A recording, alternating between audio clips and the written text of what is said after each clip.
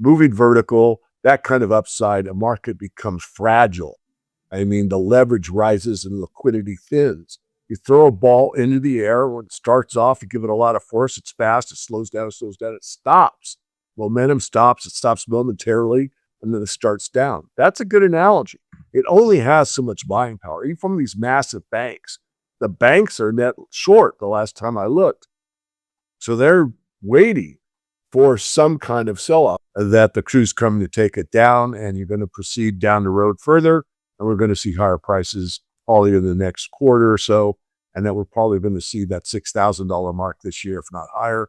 Silver, I do see triple digits, and I maybe slow down for a while, but I think there'll be a reacceleration. Vertical market moves inevitably create a state of fragility where rising leverage meets thinning liquidity, much like a ball slowing at the apex of its flight before gravity takes over. This natural pause signals a temporary exhaustion of buying power, offering heavily net short banks a window to engineer a pullback.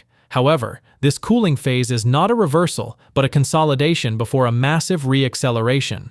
Analysis suggests this coiling action will ultimately drive gold past the $6,000 mark this year. At the same time, silver is projected to break through resistance and target triple-digit valuations in the coming quarters. DavidMorgan, the renowned silver guru and publisher of the Morgan Report, provides this technical outlook. He argues that while short-term corrections are simple market physics, the underlying trend remains explosively upward. Morgan predicts that once this brief period of stagnation clears, the precious metals sector will resume its ascent with renewed vigor, punishing the short positions held by major financial institutions. Now, we present the clips from DavidMorgan's interview. Before we continue to discuss this, please subscribe to our channel and activate the bell icon for timely updates. Thank you, and enjoy the video. Silver just happens to be a very emotional market, a very well-known market now. It seems like everybody and his brother's, cat is a silver expert, and that's okay. But there's a lot of leverage in a very small, and because of that, you're going to get these extreme moves. Gold is a much bigger market, and it was off, 10% or so, which is a huge move. Many people were under the impression that Trump was going to put in a dove, a very a system leader that would say, hey, look, we're going to keep lowering interest rates. We don't care what the market says. And here comes a guy who's pretty much known as the ops, known as a hawk. Whether that's the truth or not remains to be determined depending on how manipulated the interest rates are from the Federal Reserve. So the positioning had already been stretched, as I said weeks earlier. Gold and silver become moving vertical. That kind of upside, a market becomes fragile. I mean, the leverage rises and liquidity thins. You throw a ball into the air, when it starts off, you give it a lot of force, it's fast, it slows down, it stops. Momentum stops, it stops momentarily, and then it starts down. That's a good analogy. It only has so much buying power, even from these massive banks. The banks are net short the last time I looked. So they're waiting for some kind of sell-off. So I don't want to make the AGQ the exact trigger, but it certainly played a part because it's double. So you're leverage upon leverage. So you get the point. And because it was stretched, we were just due. So now what happened? A mechanical accelerant happens because margins had been, margin hikes were going to occur after the close. And this forced liquidation. So people that were putting up, the normal 8%. So look, at $100 silver and $5,000 gold, it takes $44,000 in margin to hold one contract, but $75,000 to hold the same amount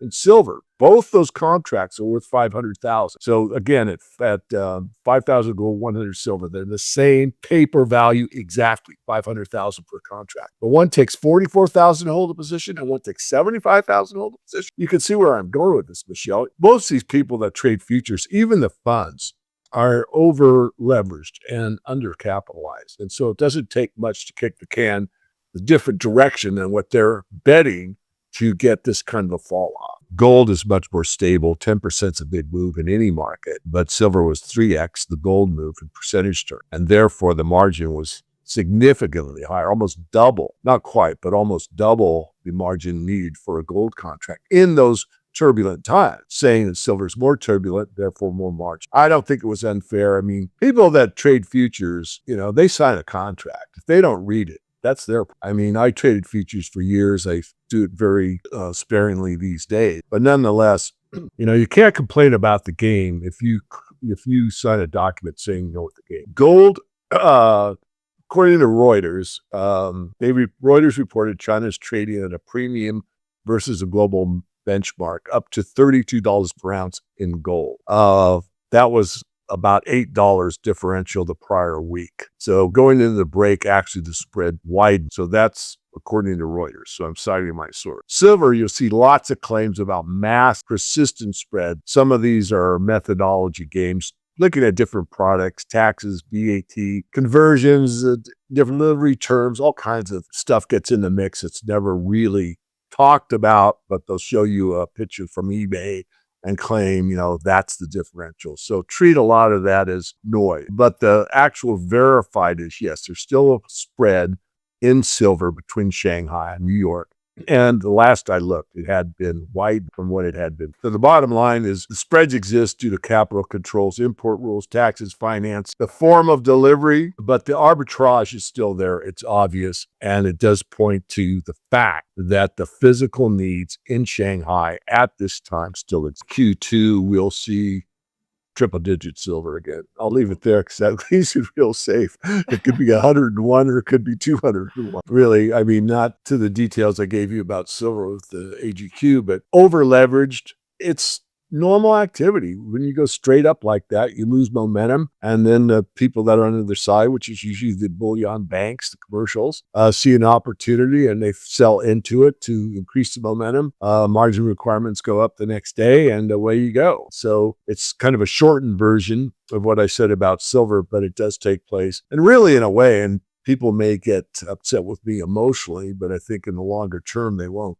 It's actually healthy to get a correction. And remember, the function of a major bull market that we're in is to shake off as many people as possible all the way up. There aren't too many bull riders that go the full 8 seconds. And, that's a metaphor for holding on to that bull till the very end. And there'll be a lot of people that got in at $50 silver, and maybe they got out at 100 and they were on leverage, and they'll never touch silver again because they wanted the paper profit and they know how volatile this market is, and they accomplished something in a matter of weeks that silver holders that have held for 25 years haven't. So as far as, profit or paper profit. So it's a very interesting market. I won't belabor it any further, Michelle. It's normal. It's okay. It's okay with me. And the longer term, it's healthier because it allows the market to shake out what we call weak hands. The strong holders are still holding, and now new people that are willing to, let's say, mitigate the risk in the overall financial system are able to come into this. The silver market's recent volatility highlights the extreme leverage inherent in this relatively small asset class. When prices move vertically, liquidity thins, creating a fragile environment ripe for a correction. Institutional players, often net short, capitalize on stalling momentum to drive prices down, a move exacerbated by aggressive margin hikes that force liquidation. Notably, holding a silver futures contract often requires nearly double the margin capital of an equivalent gold position, making silver traders significantly more vulnerable to these mechanical sell-offs. Despite this washout, the fundamental drivers remain intact, evidenced by significant price premiums in Shanghai compared to New York. This arbitrage signals persistent physical demand in the East, suggesting that the current pullback is merely a healthy event to shake out weak hands. Analysts project a resurgence in the second quarter, with silver expected to reclaim triple-digit valuations as the bull market resumes its trajectory. Let's get back to the interview.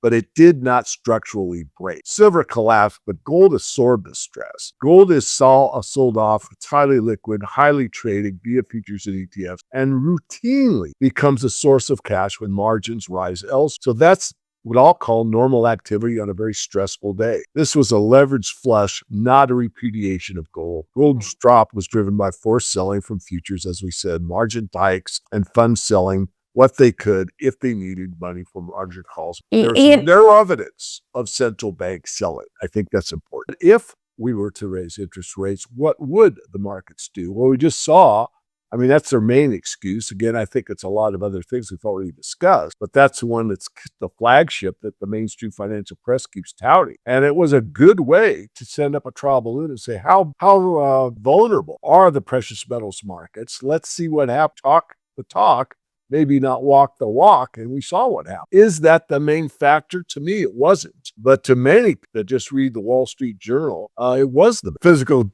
Gold remains tight. It's quietly the same place it was without all this futures move. The Asian demand didn't vanish. Premiums compressed a bit, but they didn't invert. There was no flood of distressed physical supply sale. You did see that somewhat in the silver market. The market talked panic, but it really didn't realize it. The market confirmed it's strong.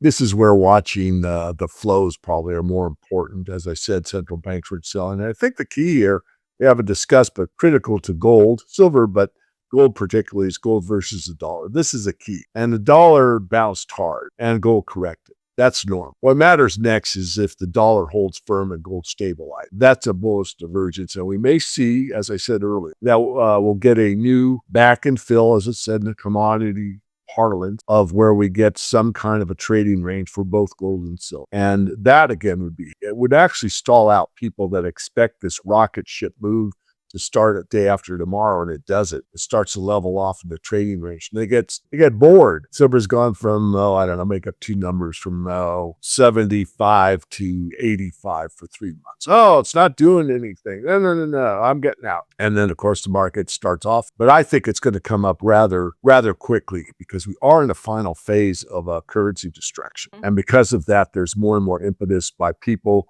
that don't even know how to spell gold right now, thinking about it and taking action upon it in 2 or 3 months as an idea. Now, the tide of gold is what is interesting, because the amount of gold in the system relative to all financial assets is like 1 or 1.5%, which is basically what the RMB is, the renminbi is, relative to what I just said, before, foreign exchange holdings worldwide. So what's China doing? I think they're making gradual progress. Cross-border yuan settlement is occurring more and more amongst the BRICS.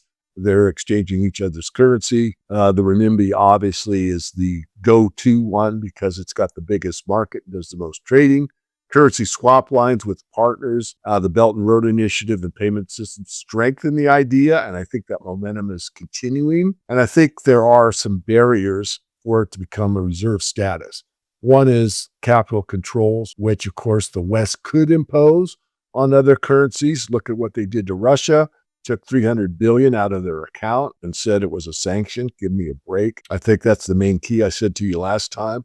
What's caused this run to gold? Trust and liquidity. Reserve status requires deep, liquid, transparent markets. And a 2% holding isn't really going to mean very much. So I like the idea that it's more than just the US dollar. I do and have said many times there will be a reset of some type of new system. I think it's around the corner. Don't know exactly what it is. I don't want to waste our time on that topic today, Michelle, but I don't see the renminbi being as big a deal as you might read in the Financial Times to understand the percentage. It's the anchor of the whole restabilizing this casino that we've had in the financial markets for the last decade. And so more and more people will run the gold, banks included, as we both. So I just think it's a blip in the road. I mean, it's a big blip. Sometimes you get, those barriers. You got to wait until they move the barriers or the bridge has to be rebuilt or whatever. I don't think it's a bridge needing to be rebuilt. I think it's a barrier in the road that the crew's coming to take it down, and you're going to proceed down the road further, and we're going to see higher prices probably in the next quarter or so, and that we're probably going to see that $6,000 mark this year, if not higher.